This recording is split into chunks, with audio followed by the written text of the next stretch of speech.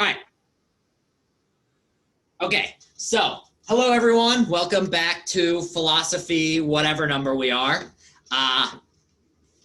It is, all right, ethics and critical, I have no idea how to spell. I can't spell. I don't care if you can spell. At any point during the semester, if it's distracting to you, just tell me, hey, professor, you can't spell worth a damn. I don't really care. But if it's bothering you, just let me know. Also, as I said before, my handwriting sucks. Like, it's just really, really bad. So if at any point you don't understand what the hell I'm talking about because you can't read it, just go, hey, professor, I have no idea what on earth that says. Other businessy things are... hopefully, you all found the Zoom link because you're all here. Hopefully everyone else did. The Blackboard should be up and running. Did we have any Blackboard problems, or was it doing what it was supposed to do? Hopefully it's doing what it's supposed to do. The other thing is I now have my full setup. I've got a screen over here. I'm looking at you on a screen. I've got the Blackboard. So I can actually read the chat easily. So if at any point you want to say something and don't want to say it out loud or anything like that, feel free to use the chat. I'm here if you want to chat with each other during class. I can see, or if you want to ask a question to other people, feel free. I can now see it. Lastly, in terms of business stuff, I was going to post homeworks. Thus far, you only had the readings, which you could have read for today, or you could have read after today, just basically the readings, which are tied in with what I'm going to be talking about right now, and which the first homework will be tied to. However, the homework itself is not yet posted, mostly because Blackboard was being a pain in the ass before. So basically it was running slow and I got impatient. So I'm going to either post it after this class or more likely tomorrow morning.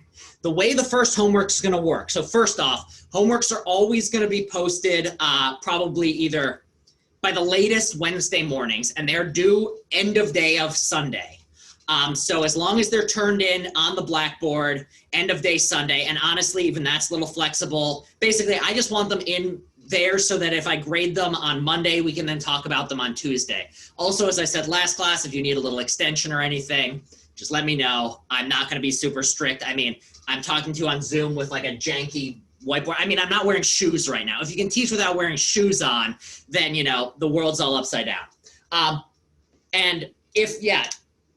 Also, no worries about being late or anything like that. It's totally fine. If anything, also, iPhone, if you don't hear me now, there is going to be a YouTube video up. So this is getting recorded, and I found my YouTube account name and everything, so I will be able to post it. So if anything cuts out, anything doesn't work right, you can always watch it again later. And as I said before, the only person you're basically going to see is whoever's talking. So don't worry about how you look on the YouTube. All right. Lastly, what the homework itself for this week is going to be, it's going to be pretty straightforward, and it's going to say all of this on the homework, but just so you know what you're in for, it's going to be 10 questions, which are basically just, is this an argument? Is this not an argument? And we're going to talk all this class about what I mean by argument. And then the second part is going to be a go online and find one argument on, Twitter, on YouTube. It can be on Facebook, just anything. Just give me a link or just copy it and say, this is an argument, here are the premises, here are the conclusions. And all this, if this doesn't make sense to you right now, should make sense by the end of class. And if you have any questions at any point, just feel free to email me. All right. Any questions thus far? Are we good? Or screenshots. Screenshots. Wait, can you say that again, Pamela? Or screenshots. All right, type it in because you were cutting out there for a second. That if screenshots are allowed. Oh, of this right now? Or of, yes, for the homework. Yes, screenshots are fine. I really don't care. And this is something that somebody asked me in one of my other classes. Also, this will come up more in terms of, actually with the homework assignments will come up. I am not a person who gives a damn about citation style. I know there are people out there who wanted an MLA with blah, blah, blah, and yet all I want is if I think your thing you found is interesting, I want to be able to find it. And if the plagiarism gods came down and were like, did this person plagiarize? And you'd be like, no, they didn't. They cited their source. I don't care how you do it. Don't worry in this class. Also, as I said before, I don't give a damn about spelling. I don't care about punctuation. If I know what you're saying, that's good enough for me. I will never take off points. If it's all one really long word because your space bar breaks and it's really hard, maybe I'll get mildly displeased because I don't know what you're saying. But as long as I can figure out what you're saying, I really don't care. Yeah, of the arguments, definitely screenshots are allowed. Sorry. All right, so are we good so far? All right, so basically all we're gonna do this class is talk about, first half of class is gonna be, what on earth does this mean? What is our class? Why are we taking it? Why should you care? Other than the wonderful fact if you get some credit for it, which is always fun. And then the second part is going to be starting with, once we know generally what we're talking about with critical thinking, we're going to start jumping in and talking about what arguments are, what conclusions are, what premises are. And a lot of this is going to be stuff which you will be familiar with from everyday life. It's not going to be anything totally mind-blowing, but it will be hopefully somewhat helpful for when we get into more complicated situations. But for starters, let's just go and break down what's ethics and what's critical thinking. So let's start over here. It's on the left.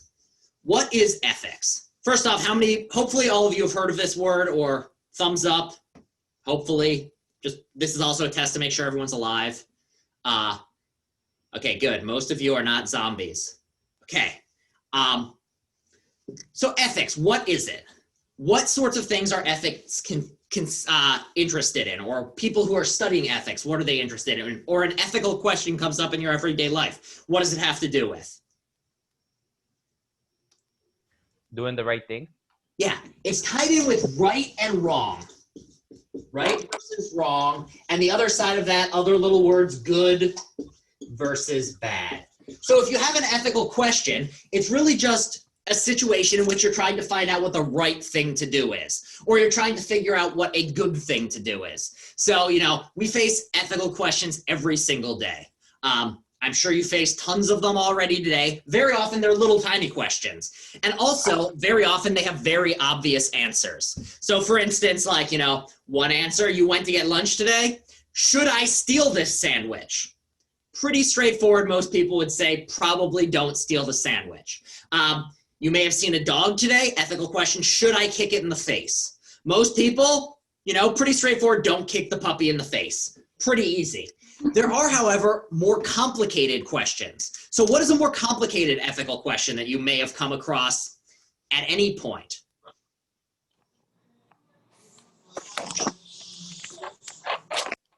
Could you repeat the question, Professor? Yeah, just what is an ethical question that you've come across in your everyday life? A more difficult one, as opposed to like, should I eat a baby? Like that one's straightforward, simple. Everyone knows don't eat babies.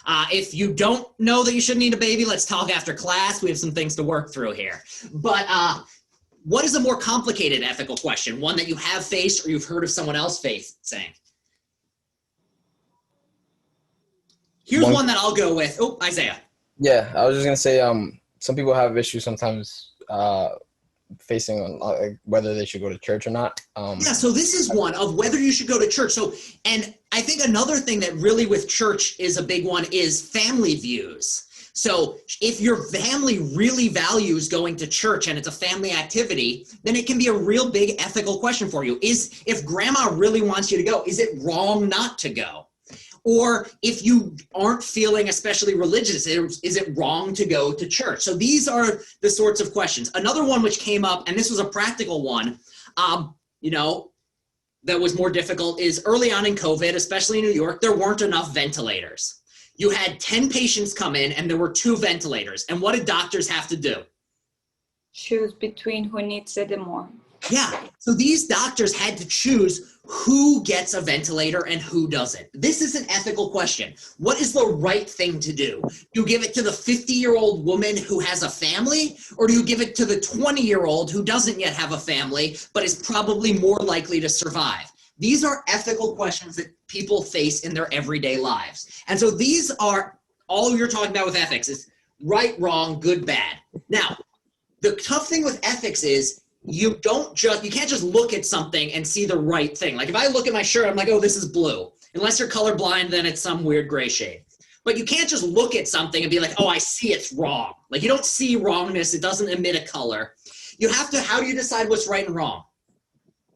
It's a new situation. What are you going to have to do? You're just going to have to think about it. You're going to have to take some things you've thought of before, and you're going to have to reason your way to what should I do. So you might think, well, I know it's wrong to cause people pain, and therefore I know that if I miss this, even if my stomach hurts and I miss my best friend's, well, I guess the Zoom call with my best friend, we don't actually see other humans these days. If my tummy hurts and I'm not going to see them, will it hurt their feelings? If so, does that mean I shouldn't do it? And the only way to get to this answer is you think about it.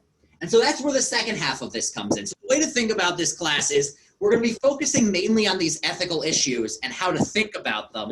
But we're also going to be focusing especially on how to think, both about ethical issues, but also just how to think well in general. So everyone's got the ethics part. This is going to be kind of in the background until later on in the semester when we're going to jump into some real ethical questions. The bigger bit for the first half is just going to be what's critical thinking, why is it important, etc. And most importantly, how do you critical think? So we all right so far? All right, so I'm going to erase this bit.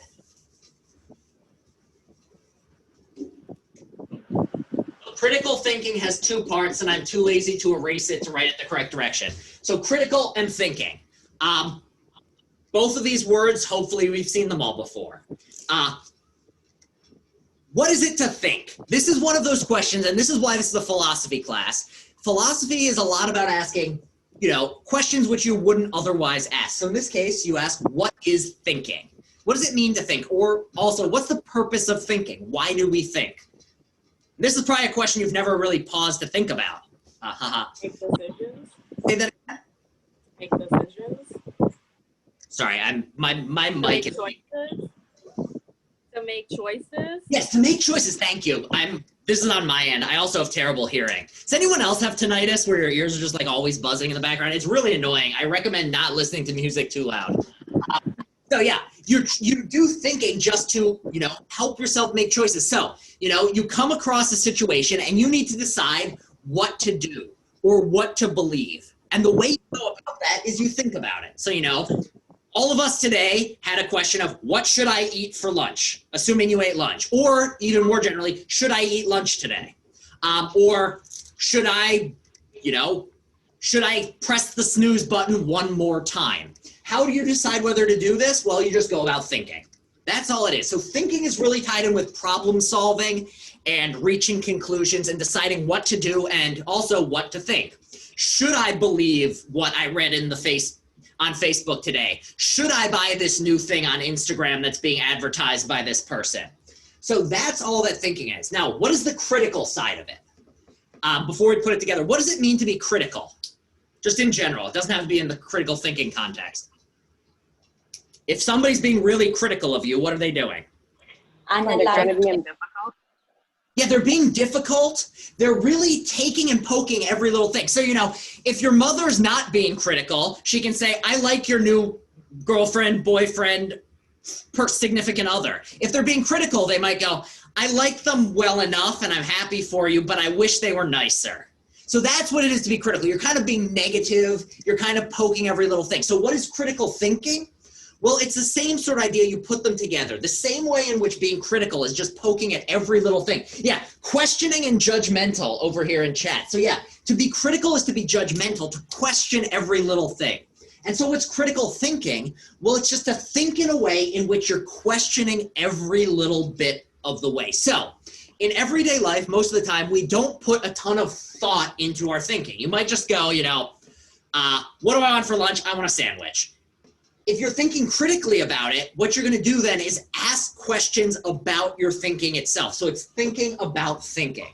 So instead of just going, I want a sandwich, you go, all right, but why do I want a sandwich? Is that really what would be best for me right now? Is this the best decision for me going forward?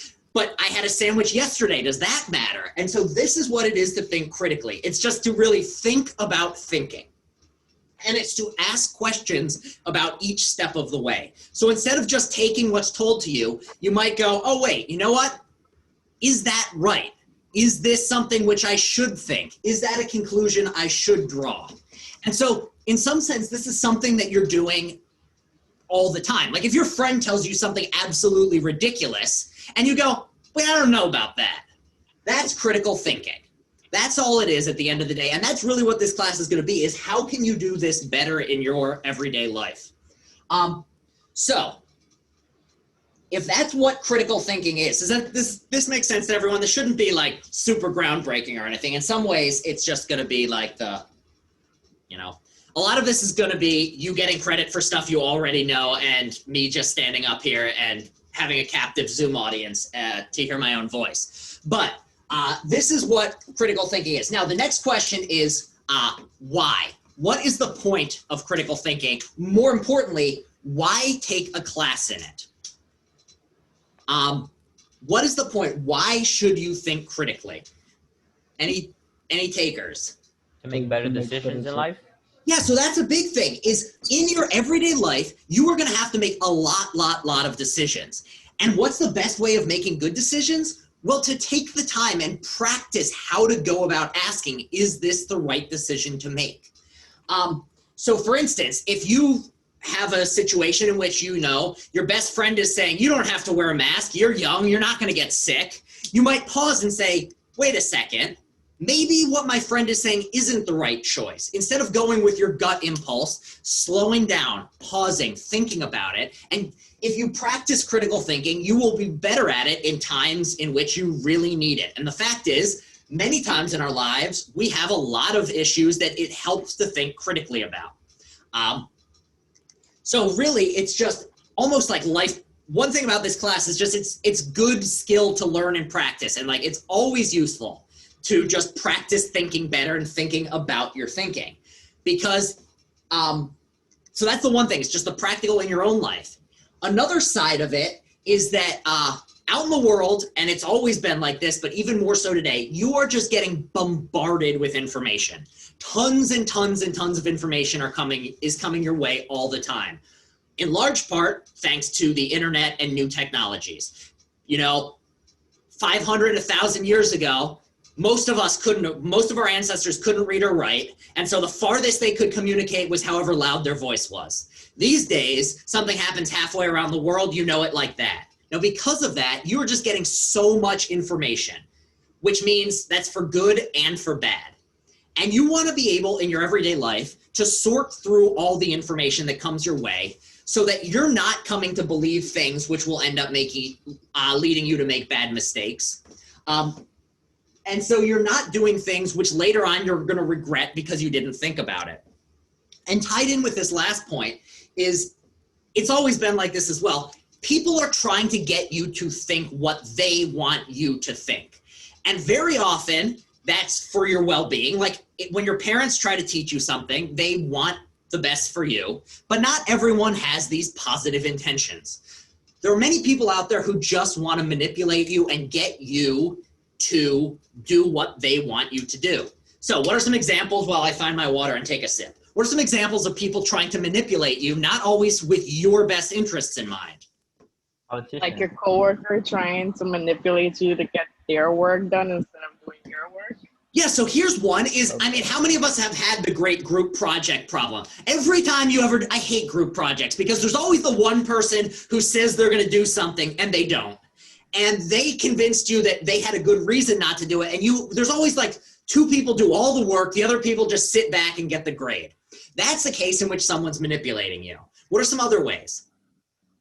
And it's the same thing in work as well as in school.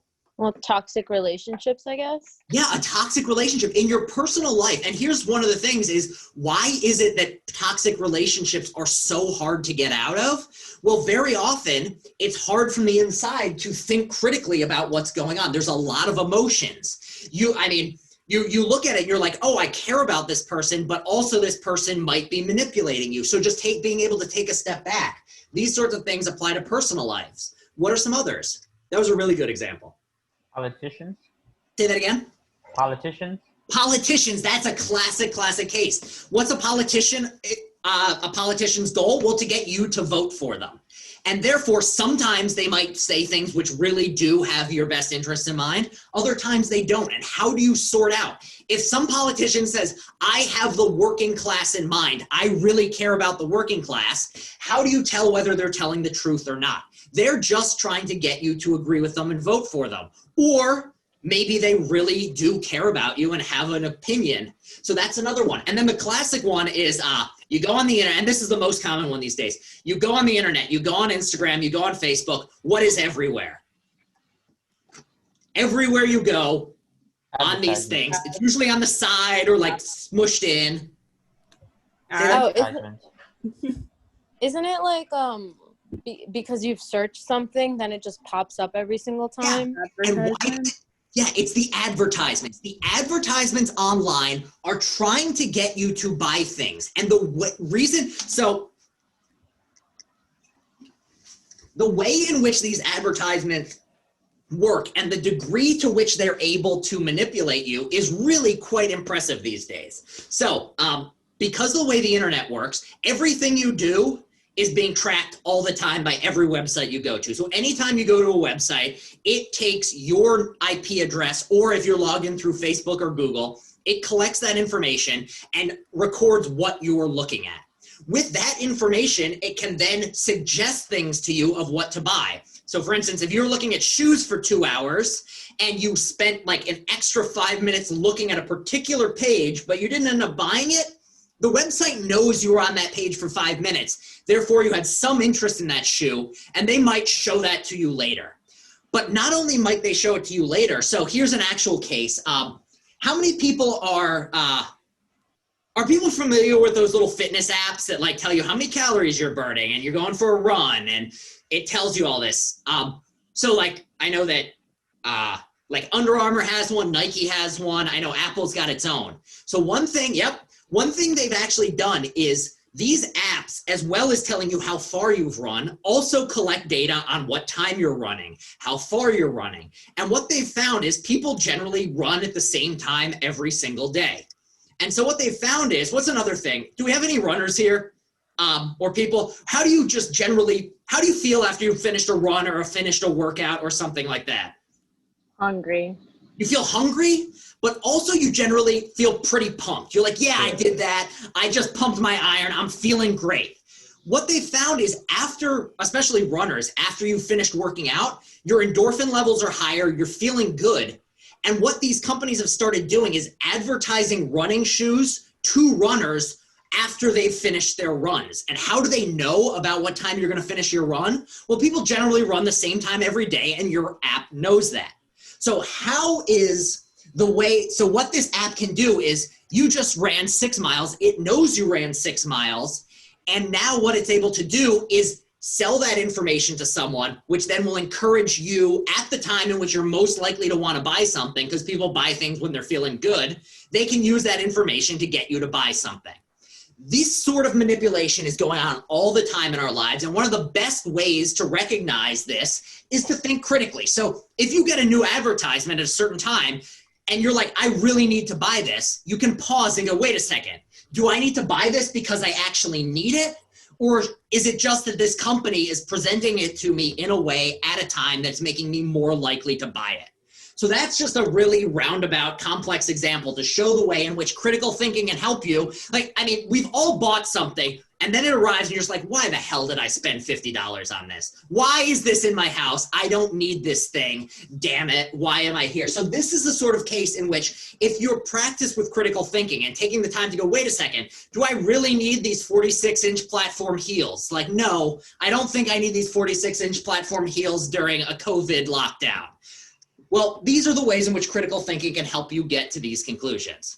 So does everyone understand then why critical thinking is worth doing and why on earth there's a class and why we're all here in the dark talking about this on a Tuesday night?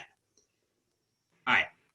Any questions here? Again, if at any point I'm making no sense or things are just, can't understand, just wave.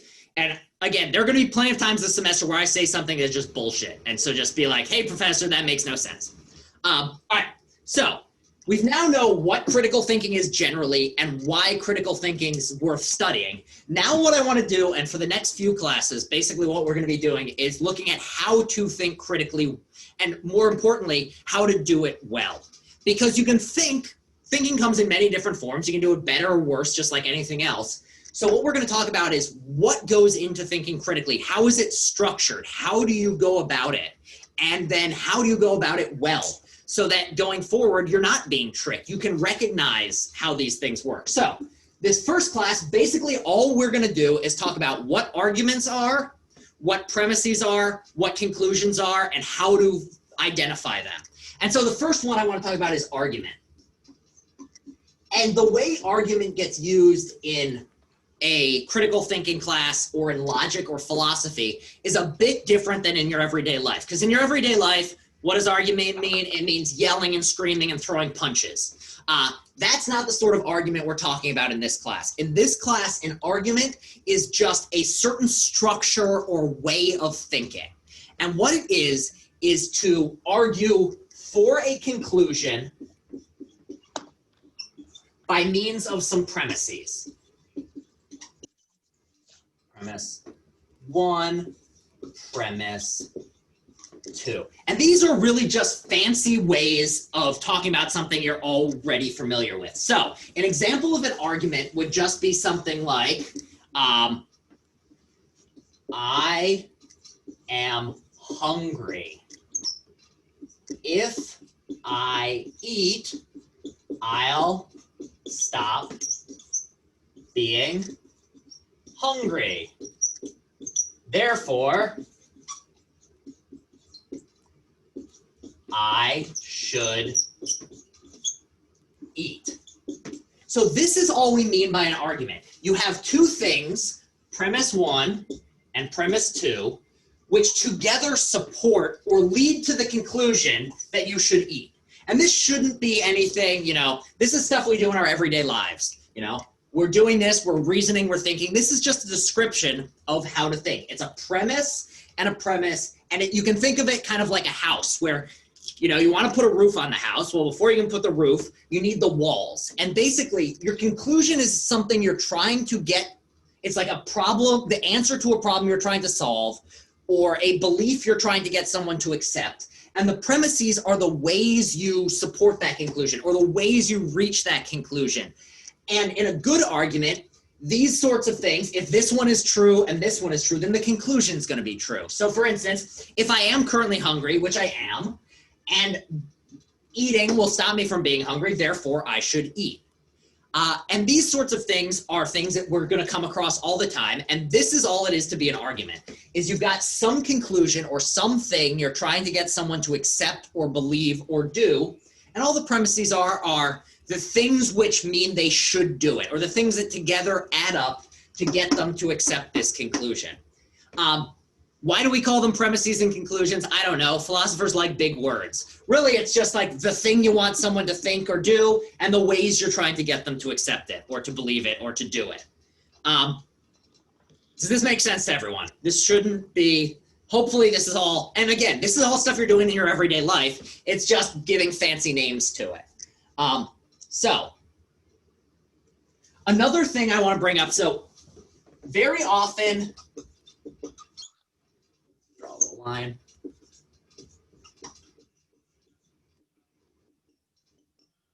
So I will very often be using these words interchangeably, premise and reason. So they're basically two ways of describing the same thing. To say something is a premise and to say something is reason, it's just kind of a different way of framing the same thing. So you'd say, this is a premise, and this supports the conclusion. Or you might say, the reason I accept the conclusion is because of this reason and this reason. Again, same things. You could call these reasons, you could call these premises. I'm bringing this up because sometimes I use them interchangeably. It can be a little confusing. If I accidentally call something a reason, just know that I'm talking about the same thing as using the premise. And conclusion, I'm basically always going to say conclusion.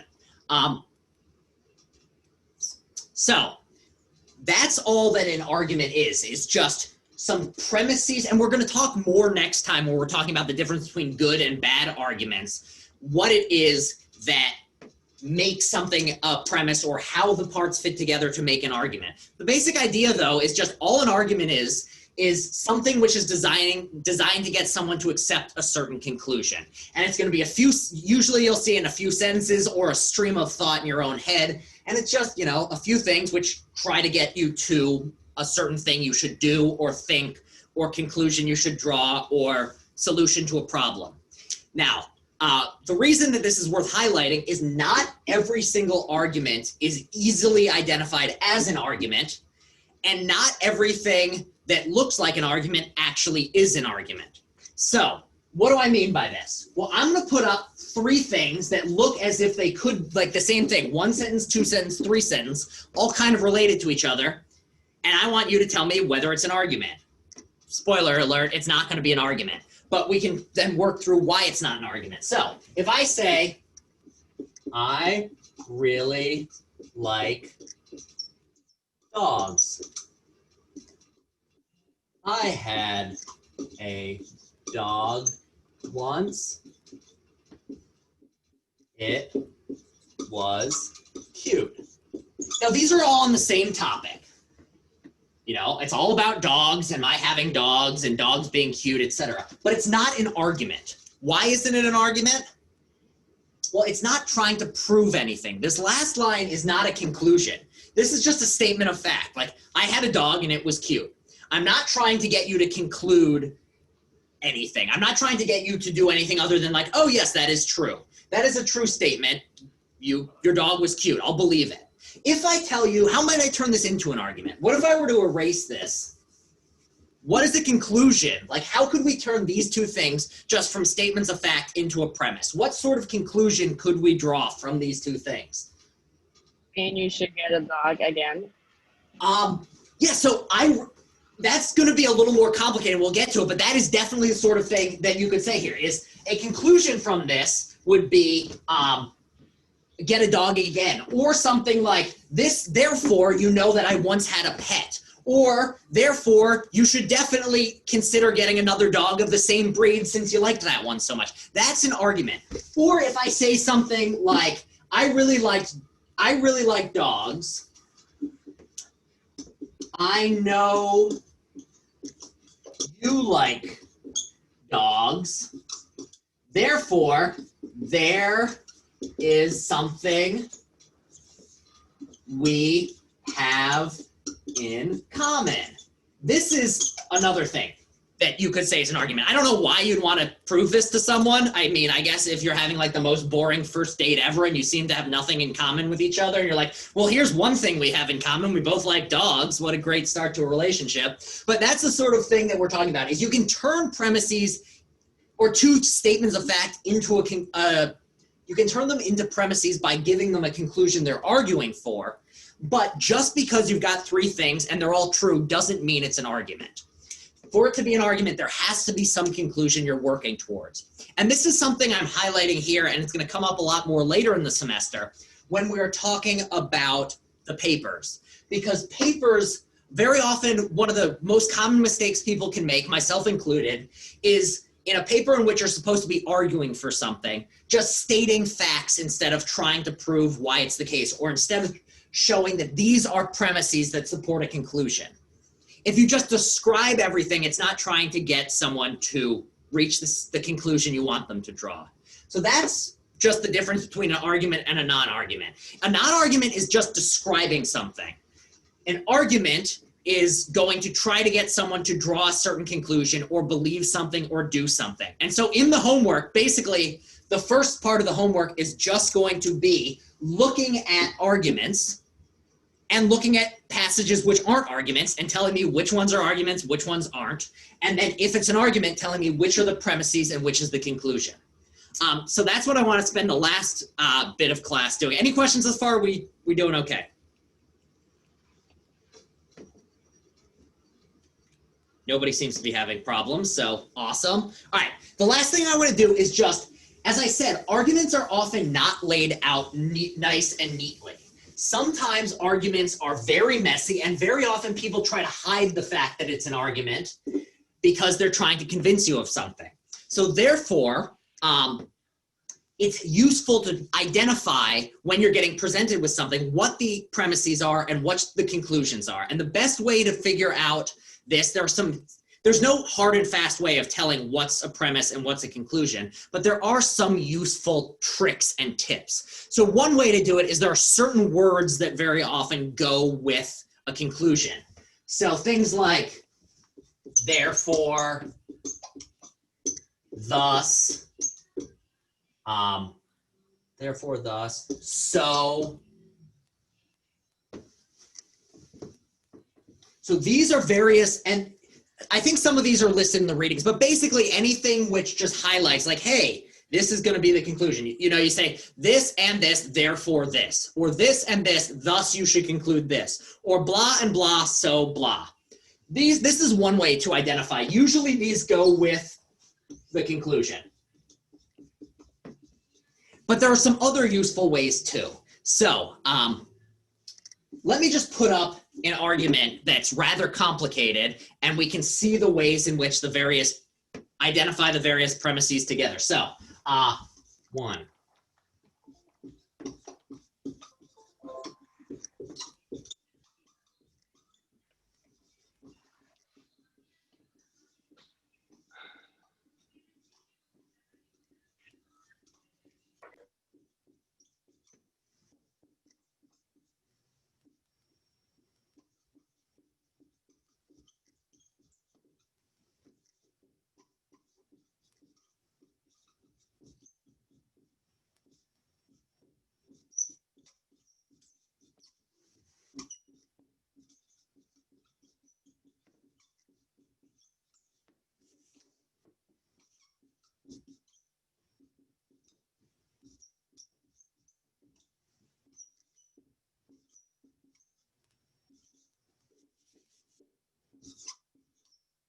Spell dying. D-I-E-N-G?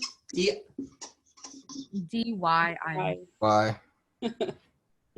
See? You can get very far even if you can't spell. Dying is bad. All right. So here is an argument. It's got 4 premises and a conclusion. Which is the conclusion? Any takers? Number 5, I assume. You should wear a mask. Yeah, it's actually 1 in this case. 1 is the conclusion.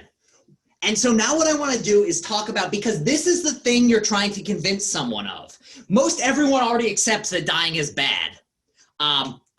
You should wear a mask. I mean, people are fighting about this, and there's large parts of the country in which they're claiming it's taken away their freedom and all that sort of stuff. So this is something that you might try to convince someone of. You might try to convince, your neighbor, like, hey, you should wear a mask when you go out. You don't really have to, it doesn't take much to convince people that dying is bad. That one's usually most people are on board with. So the ways in which you have these, and these are called, this is something we'll come back to later in the semester, so don't worry about it now. But this is what the reading referred to as a heuristic, which is basically kind of a rule of thumb you can use to understand something. So in this case, there are 4 heuristics which the reading talks about as ways, if you have an argument in front of you, for identifying the conclusion, identifying the thing you're trying to get someone to accept. So the first one is look for the most controversial claim. So I'm going to put 1 controversial. And the reason this is a good way of trying to find the conclusion is if somebody's putting in the effort to try to convince you of something, they're generally not going to try to convince you of something that you already believe. Like, I'm not going to stand up here and spend a half an hour trying to convince you that dying is bad. That's a waste of my time. Most of you hopefully already accept dying is a bad thing. Also, most of these ones, 2 through 4, these are generally things that everyone accepts. Like, if my face is covered with a mask, it's pretty clear that it's stopping saliva. Like, no one is disagreeing that having a thing in front of your face is stopping spit from getting out. Like, that's just basic physics. You can't spit through a wall, you can't spit through a mask. So number 4, also not very controversial. 2 and 3, if you believe a lot of conspiracy theories, maybe you'll fight me on, but most people are going to accept these ones too. Therefore, you look for 1, the most controversial. And of these, you should wear a mask. This is the only one people are fighting about in the streets right now.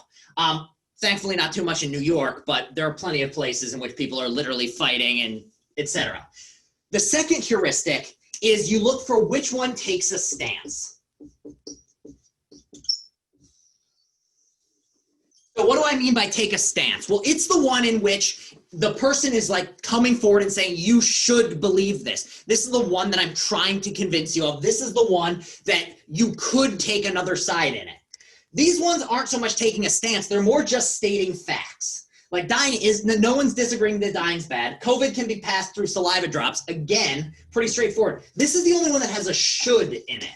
And should is to take, like, should is a sign that someone's taking a stance. You're not just saying this is true. You're saying something you should do, or you should believe this. So that's another sign, is look for like should or must or something like that. And that's a sign that someone's taking a stance. Number 3, and this is one, it's usually going to be first or last, the conclusion. Now, the reason for this is just because if you put it first or last, it's much easier for the person you're talking to understand. Like, we've all met that. How many of you have talked to a small child who's trying to tell you a story of a plot of a movie, or they're trying to get you to believe something, and they're all over the place? You know, then I went to the store, and you know, when I was at the store, I got some candy. Oh, and let me tell you about my favorite candy. We should buy that candy. Oh, and also, and it makes no sense because they're going too fast. So a good argument is one in which the conclusion is going to be first or last. And the reason why is if you put it first, the person knows what the topic is, what you're talking about. If you put it last, they can see how all the premises add up to give you that conclusion. So one thing to keep in mind in your papers, anytime you're trying to come up with a thesis statement, you want it to stand out. So generally you want it to be at the last sentence of a paragraph, or you want it to be at like what you're talking about in that paragraph, what you're going to be arguing for. You want it to be there at the start. So this is just to make it easier to follow, and because it's easier to follow, this is where people are generally going to be putting it. Now, finally, the last thing is what the book called, or I think it's Palmer, the online reading has as the because test. So 3 was first or last. 4 is the because test. Now, how does the because test work? Let me just come up with a simpler one than all these premises.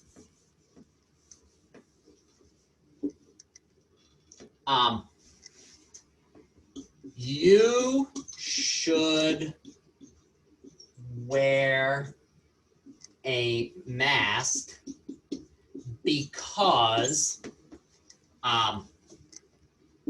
if you don't, you are more likely to get sick. Okay, so you can think of this as a tiny little argument. And one of these is going to be the premise 1 and 2. One of these is the premise, 1 is the conclusion. And one way you can identify the conclusion is, does it make sense to put it in front of because? And because is another clue word that you should look for in an argument. If the thing that comes before the because is generally your conclusion.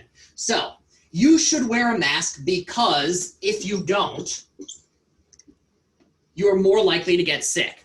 But it makes, one way in which this shows that this is the conclusion is, think about what would happen if we were to put these the other way. If I were to say, if you don't wear a mask, you are more likely to be sick because you should wear a mask. I mean, that's English, but it doesn't really make any sense. Why would somebody say that? That's not the sort of thing to say because. So the final way you can identify the conclusion is look for what comes before a because, or try inserting a because between the premises and the conclusion. Whichever one can go in front of a because is the one that is going to be your conclusion. So this last little bit, you know, it's getting late. I just wanted to power through this. Again, if you faded or anything like that and you want to watch the videos afterwards, they're going to be up on YouTube tomorrow morning. But that's really all that I wanted to cover today, is just what a premise is, what a conclusion is, what an argument is, and why this class is worth taking in the first place, other than the great reason that you're getting some credit for it, which is a damn good reason to take a class. So any questions here about arguments, premises, conclusions? Again, if you have any questions at any point, you're welcome to email me. You can ask me now or anything else. Hopefully, though, this wasn't too I bad. have a question. Yes, Maggie. For the assignment that's due on Sunday, where on Blackboard will that be posted? Is that I'm not sure if I've actually made the link visible yet, but on the Blackboard along the left side, there will be a weekly assignments heading. So it should be there. Okay. And it'll probably, I think because I don't want everyone to have to answer the question with internet service, because who the hell knows about that, what I'll probably do is just post a Word document and then ask you to just like offline, just answer the questions either in a Word document of your own or PDF or Notepad or whatever, and then just post it to the Blackboard as the assignment. But if it doesn't appear tomorrow, then just feel free to email me or just like bombard the Blackboard until I make it clear. But it should be pretty straightforward. It'll have its own little spot along the side, as will the YouTube channel. What I'll probably do is just have an own little heading that says YouTube, and then when you click on that, it'll have each week will be, this is the video recording for this. This is the video recording for this.